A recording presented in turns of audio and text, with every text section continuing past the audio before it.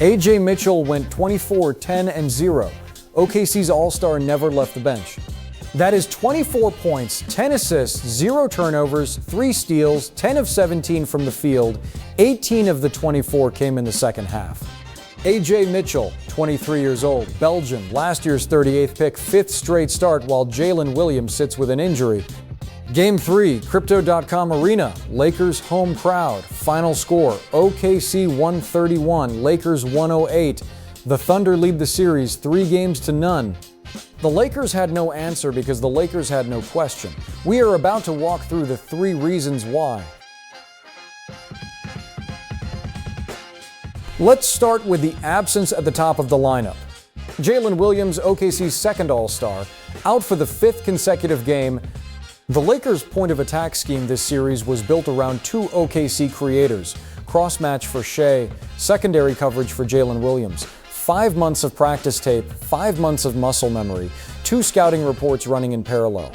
5 days ago, they lost half of that scheme. Williams went down. The Williams cross-match dissolved. They had to assign someone to a new initiator they had not game planned for. That someone was Ajay Mitchell, 5th straight start. The Lakers' first half coverage assumed the script would hold. It did for one half. Mitchell's first half line, 6 points. That is the bench rotation guard playing bench rotation minutes, exactly what the chalkboard predicted. Then the second half opened and OKC stopped running the script. Mitchell's role expanded. From third initiator the Lakers ignored to primary creator the Lakers had not assigned. The cross-match was not on the page. The cross-match was not in the practice tape. The cross-match did not exist. 18 second half points later, the score read 131 to 108.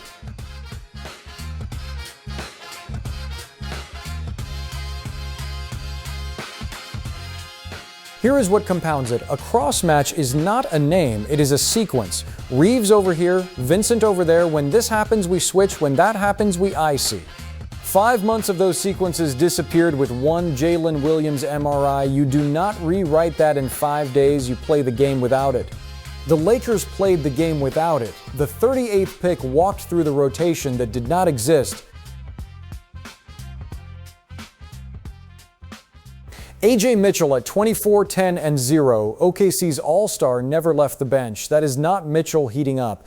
That is OKC running a screen-the-screener flow the Lakers' broken cross-match could not close. Watch the geometry. Half-court action. Right side. Shai at the elbow with the ball. Hartenstein steps up to the top of the key and sets a high screen. The Lakers' big drops below the free throw line just like they have all series. The cross-match is preset on Shai. The base coverage is doing exactly what it was drilled to do. Now watch the empty side of the floor. Holmgren sets a pin-down screen on the empty side. Mitchell comes off it.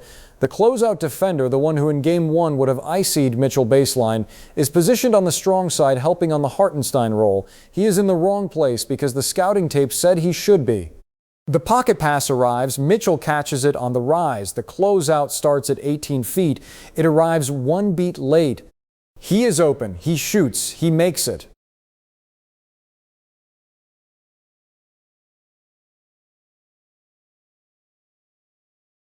He does this 7 times. He misses 7 shots all night. 10 of 17, 24 points, 10 assists, 0 turnovers. That is not a hot hand. That is a structural attack with a 3-action shot menu. All 3 actions greenlit by a coverage built for a player who is not on the floor. And every made bucket dragged a help defender further out of position for the next possession. The closeout that was 18 inches late in the third quarter became 2 feet late in the fourth. The gap widened with every Mitchell touch. The Lakers' base coverage was running on a broken cross-match. The second side rotations were running on muscle memory from a pre-injury scouting tape. The chalkboard had nowhere left to go. Now the assist line, 10 assists, 0 turnovers, 3 steals. Hot guards lose the ball. Hot guards force passes into closing windows. They force shots into double teams. They lose handles in transition. Mitchell did none of those things. That is not feel. That is coverage. Hartenstein's screening gravity plus Holmgren's three-point range plus Shea's elbow touch usage equals a 4-out floor on every Mitchell possession. Empty side, no help defender close enough to deflect a pass, no tag rotator close enough to influence a read. Mitchell played in a corridor. The corridor was clean. The reads were obvious. The reads stayed obvious for the full starter's load. 10 of 17 plus 10 assists is a 27-touch creator possession sequence, not one ball coughed up in a road playoff blowout against a defense that came in expecting to compete. 3 steals add the second axis.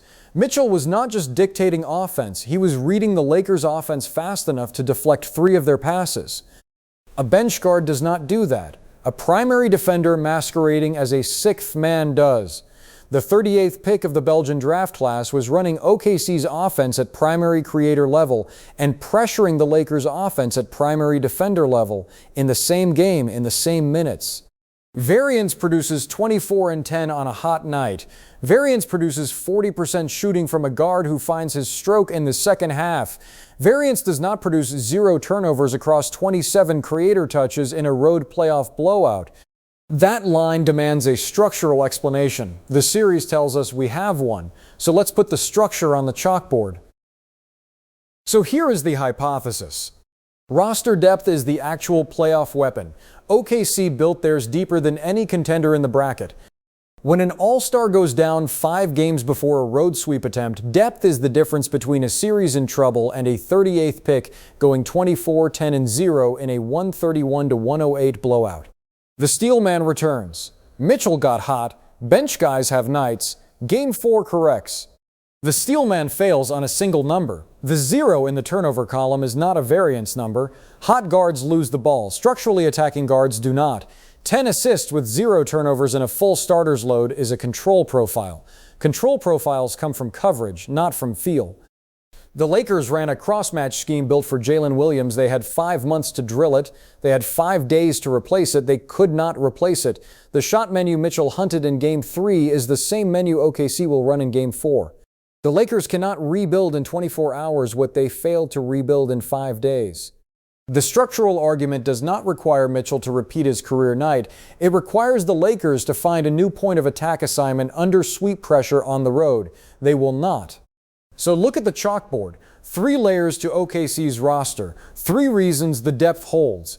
Layer 1, star depth. Shea plus Holmgren still anchor every possession the Thunder run. No drop-off at the top of the rotation. The MVP tier creator and the 7-foot stretch shooter do not depend on Williams being in the lineup.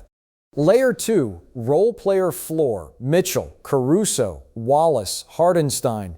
A Tier 2 talent floor deep enough that one missing All-Star promotes a 38th pick into a career-high playoff line, not a hole in the rotation, a career line in the box score. Layer 3, scheme elasticity. Deno's system runs the same screen-the-screener actions through different actors. The flow does not break when one piece is missing. The actions are positional, not personal. 3 layers, 1 sweep, 1 game from done. OKC has no Jalen Williams tonight. They had a 38th pick Belgian. The Thunder did not survive an injury. They leveraged it. Game 4 is in LA.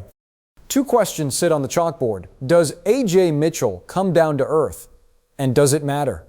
Because the layer underneath Mitchell is Cason Wallace, and the layer underneath Wallace is Aaron Wiggins, and the layer underneath Wiggins is the system that makes the layer above each one cash a career high in the road playoffs. We will find out which question the Lakers answer first. Next on Chalk Tactics,